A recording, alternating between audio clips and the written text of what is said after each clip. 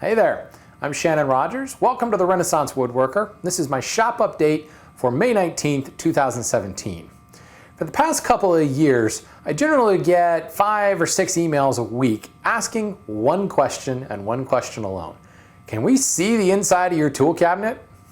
So this week, it's all about this beauty, my wall-mounted tool cabinet. This tool cabinet is the final project of semester 1 of my hand tool school. It was designed to showcase and apply every single technique that we cover in semester 1. That includes all the milling and dimensioning work and every single joint, from sliding dovetails to half-blind dovetails to through dovetails to miters to half-laps to dados to grooves to mitered half-laps, you name it. Every one of those joints is included in this design. The entire thing is built out of cherry with genuine mahogany panels for the doors and the drawer fronts. It hangs on the wall via a French cleat, and that French cleat is actually designed to be part of the case itself. You see these vertical wings on the side where I house my planes? They're actually attached to the French cleat frame via a continuous hinge. Every time I looked at one of these tool cabinets, there's always some sort of vertical mount or slightly angled mount for hand planes, and it takes up a lot of space inside the main part of the cabinet. I knew that I wanted to store all of my molding planes in the center part of the cabinet, so I wanted to move my bench planes outside of the center cabinet. So these 2 outer wings swing open and broaden the overall footprint of the case. Over here are all of my milling planes. And it is funny, when people get into hand tools, they come a little hand plane happy and they start buying in the Stanley numbering system, the 1s through the 8s. And this is really it. I've got a joiner plane, a 4-plane, a jack plane, I've got a scrub plane down here, and I've got a toothing plane that I use from time to time. Tucked inside here is an egg beater drill and my sash saw, which is the most used, most reached for back saw in my arsenal. The great thing is when I'm done the flattening process, the milling process of my project, this wing is done. I don't need it anymore. And oftentimes I can just close it, get everything out of the way, keep the dust off the tools because it's closed in the cabinet. The same thing would apply over here. This is all of my finish prep work. I've got my smoothing planes. I've got a Scott Meek smoother back here, a Lee Nielsen smoother in front, cabinet scraper, number 3 and number 2, and a low angle, I call this my polishing plane from Veritas. This is the big gun when I've got really ridiculously figured stuff. Tucked inside this wall is another egg beater drill that I use for finishing work, primarily for countersinking holes and doing hinge hardware type stuff. And then I've got a mallet here, which frankly, for no other reason than I needed a place to stick it. But likewise, until I need to do finish prep work, this cabinet never even needs to open. The center compartment is the real meat and potatoes of this cabinet. This is where all of the joinery work and all the detail work in a project comes from. One of the keys for me was being able to store all of my molding planes. And if you look on the top shelf there, you can see my half set of hollows and rounds, pair of snipes bill planes, and a couple of rabbet planes. The center shelf has my joinery planes, dado planes, grooving planes, a few complex molders like side beaters, reverse OGs, ovalos over on the right. On the back wall, I have mounted my skew rabbet plane and my small plow plane. Below that in the cubbies are more joinery planes, rabbet planes, dovetail planes, raised panel planes, compass planes, more rabbet planes. The center is a bunch of block planes, from rabbeting block planes to standard angle, low angle block planes, and then more joinery planes, shoulder, tongue and grooves, more rabbet planes and moving filisters. This is basically where all of the joinery work on my projects come from. On the right-hand side is probably the most sought-after part of the entire cabinet. This is all of my measuring and layout type tools, my scratch awls and birdcage awls, all of my marking gauges, my squares, and of course my router planes all live here. These are the tools that I reach for most often, and therefore I wanted them in the most readily accessible place. Now certainly, having ready access to the tools you reach for the most is a good thing when it comes to efficiency in a project. One of the things I discovered after building this cabinet was not only do I have ready access to it when I need it, it's also very easy and quick to put it away when I'm done with it. And what that has ended up doing is keeping these tools off of my bench and off of the piles of shavings and where they belong. It's literally just a quick turn from my bench to grab the tool I need, lay something out, turn and put it back. And I've gotten in the habit now of putting these tools back every time I'm done. So I'm not searching around trying to find my marking knife or where did I leave my square, because I just put it back in the door. And that's really the key to the organization of this entire cabinet. Grouping things by tasks and putting them in the cabinet based upon how often you need them. If you look over here at my chisel wall, it's the same thing. The bench chisels are what I use the most. They're right down here in front. Mortise chisels and some of the joinery type chisels that I use are right here in the middle. These paring chisels on top, they don't get reached for as much, but they're still relatively easy to get out. In some instances, I have to kind of maneuver around the chisels in front. So certainly they're behind the other chisels, but I still reached for them enough that I wanted to put them in plain sight in the door. And just like with this door, it's real easy to use the chisel I'm working for, turn around and put it right back in. Because there's actually nothing more dangerous than leaving your chisels on the bench. You can either knock them on the floor and dull the edges, or knock them into your foot, or worse, be digging around for it in a pile of shavings and cut yourself on the sharp blade of it. So it's always a good idea when you're done with the chisel to put it back in the case. The drawers in the center case house some of my more reach for tools, but again, not important enough they need to be out in the open. All of my files and rasps are in this top drawer, and I've built in dividers to house them all.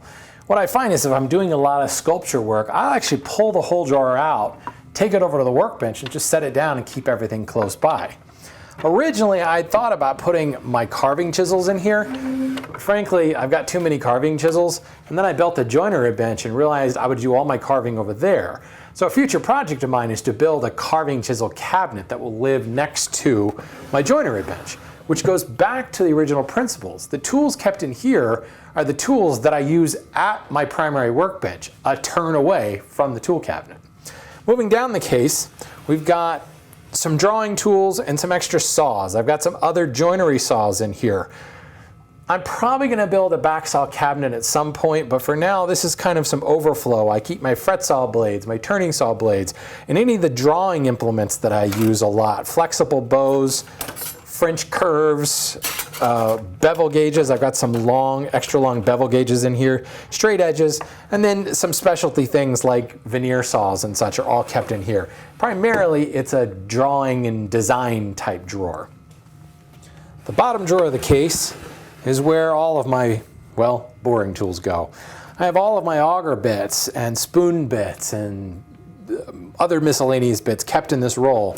I've got a small swing brace, a large swing brace, and just a few other implements like a Yankee screwdriver, a spoke pointer, just some random drilling type things, countersinks, things like that. It's not in there right now because it's on the bench, but I also keep another tool roll for my center bits in here. It all nestles in nicely. Again, the principle being, when I'm boring holes, I'm generally doing it for a very specific amount of time, specific task.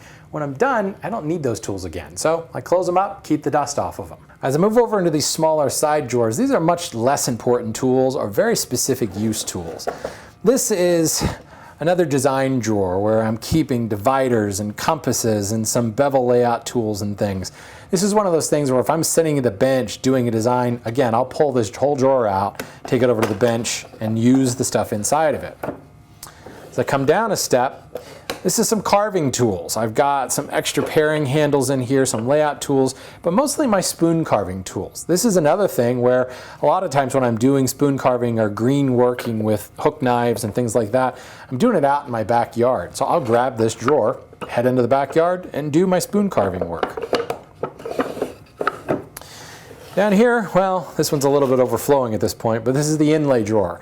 This is where I have all of my Lie-Nielsen inlay tools, extra blades, things like that, as well as a router plane that I dedicate to stringing and inlay type work. Same type of thing. When I'm doing inlay work, I'm doing it for, all at once. So I'll pull the whole drawer out, bring it over to the bench, and do my work. When I'm done, I can put it back. On the left side, it's my favorite drawer because it's got my favorite tools. All of my spoke shaves in one place. Generally, if I'm doing some curved work, I've already sawn the curve using my turning saw or one of my bow saws, and now it's time to refine the curves. It's actually just off of my other sculpture tools that I may be doing some file and rasp work on those curves. Most of the time, I'm reaching for this drawer, and again, I'll often pull it out of the case entirely, bring it over to the bench, and I use a sampling of low angle, curved bottom, flat bottom spoke shaves. Here, well, there's not a lot in here right now. This is where I keep all of my card scrapers. I've got specific chair scrapers and flat card scrapers, gooseneck scrapers. Then I've got this little case that carries a bunch of my card scrapers in it. I'll be honest, this was the last drawer that I, quote, designed space for, and it was kind of left over. This bottom one is all of my scratch stocks. I've designed several of my own scratch stocks. I'm constantly shaping new ones for certain profiles. I've got small homemade ones, some larger homemade ones. Then I've got like Veritas beaters and scrapers and things in here, as well as all of my extra stock for shaping scratch stock cutters. I designed the tool cabinet to specifically restrain my tool collection and keep me from getting a whole bunch more. I sold off a lot of tools to fit them in here, but it's just stupid to think I'm never going to acquire anything more. So yeah, didn't quite work. Below this, I've started a shelf of some other specialty tools, some panel razors and jackrabbit planes. My most recent addition, this Veritas shooting plane, is down here. So I'm not suggesting that you can build a tool cabinet like this and in perpetuity house all of your tools. Eventually there's gonna be some overflow, but the key is thinking in terms of what goes into the overflow. And I can tell you, there's no overflow in this cabinet. This tool cabinet is highly optimized to have the tools that I'm using day in and day out on the projects that I like to build. So every time somebody asks me about, let me see your tool cabinet, I want to see how you organize things, I'm perfectly willing to show. But the caveat is always, don't copy my design. Spend some time working out your storage solution for your tools and the type of projects you do. In fact, I had this cabinet essentially empty inside, minus some of the shelves and things that were part of the actual carcass construction. But I specifically left the tool storage to the last thing and worked out of the cabinet for a while. It wasn't hanging at the wall all the time, but I kept it just off the bench, and I worked from that cabinet to really figure out what are the tools that I reach for the most. What are the tools that I reach for kind of secondary, tertiary, quaternary, etc. What tools could be lumped together into specific task sections, like the inlay drawer or the sculpture drawer or the spoke shave drawer. Think about these things and organize your tool cabinet accordingly. Now, you may have to reverse engineer back a little bit more. Obviously, I had it in my mind some very specific storage solutions when I designed this cabinet with the two wings and the central part of the cabinet. Now, you can never plan for everything. I built this tool cabinet farther along in my woodworking career, if you will. So I had a good collection of tools, actually much, much larger collection of tools than I have now. As I said, I specifically downsized when I designed this. But you need to have some idea of what you're going to be working on. But don't be afraid to plan for empty space. Granted, this is a tiny little empty space, but this drawer is a perfect example. Right now, it's just got some scrapers in it and doesn't really have any other use than that.